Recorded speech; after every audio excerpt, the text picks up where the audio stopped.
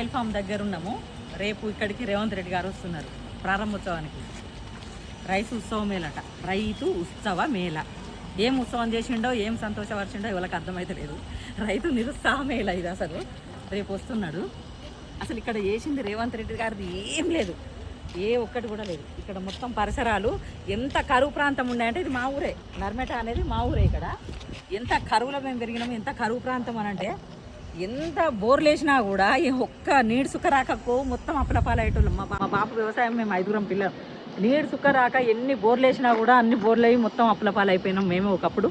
ఎంత కరువు ప్రాంతం అంటే, ఇప్పుడు ముఖ్యమంత్రి గారు కేసీఆర్ గారు ముఖ్యమంత్రి అయిన తర్వాత, రాష్ట్రం వచ్చిన తర్వాత, కాళేశ్వరం నిర్మాణం చేసిన తర్వాత, ఇక్కడ హరీష్ రావు గారి కృషితోని ఇక్కడ ఏదైతే ఈ కాలువ నుంచి కాళేశ్వరం నీళ్ళు ఈ కాలువ నుంచి వచ్చినాయో, ఇక్కడ ఈ నీటి శాతం, ఇక్కడ తేమ శాతం పెరిగింది.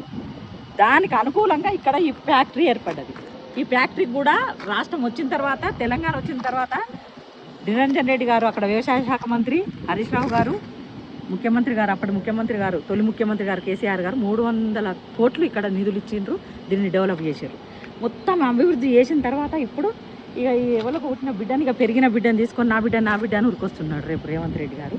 ఇక్కడ చేసిన కృషి ఏ మాత్రం కూడా లేదు. ఈ కాలువ కాళేశ్వరం నుంచి పక్క నుంచి కాలువ పోయింది. అది మా ప్లేసుల నుంచి కూడా కాలువ పోయింది, మాది కూడా పోయింది. ఎందుకంటే చాలా ఎంతో 1 లక్షల మంది బతుకుతుంటారంటే, ఇక్కడ 1000 మంది 1 లక్షల ఎకరాలకు వండుతుందంటే అది మాకు కూడా సంతోషమే. మాది కూడా మా ప్లేస్ నుంచి కూడా కాలువ పోయింది, నీళ్ళు వచ్చినాయి. ఇక్కడ అన్నిటికీ అనుకూలంగా తేమ శాతం పెరిగిన తర్వాత ఈ ఫ్యాక్టరీ ఏర్పడ్డది. ఇక్కడ 100% 100% కూడా గత బీఆర్ఎస్ ప్రభుత్వాన్ని, కేసీఆర్ గారిది, హరీష్ రావు గారి కృషి ఉన్నది.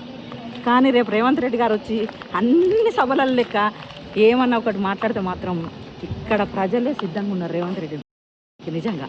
ఎందుకంటే ఇక్కడ గత ప్రభుత్వాన్ని, కాంగ్రెస్ ప్రభుత్వంలో మేము ఎన్ని బాధలు పడ్డాం, ఎంత కరువు అనుభవించడం మాకు తెలుసు, గ్రామ ప్రజలకు. కాబట్టి ఆయన రేవంత్ రెడ్డి గారు వచ్చి గౌరవంగా ఆయన పని ఆయన చేసుకొని, ఇంతకుముందుకు ఏమి ఇచ్చిండు, వాళ్ళ ప్రభుత్వం ఏం చేసింది, ఇంకా నెక్స్ట్ కూడా ఏం చేస్తుంది, ఏం నిధులు తీసుకొస్తుంది, రైతులకు ఇచ్చిన హామీలు ఏం చేస్తుంది, ఎప్పుడు ఇస్తావు, ఇంకేం చేస్తావని చెప్పుకొని పోవాలి తప్ప గత ప్రభుత్వాన్ని, గత నాయకులను విమర్శించొద్దని కోరుకుంటున్నాం. జై తెలంగాణ.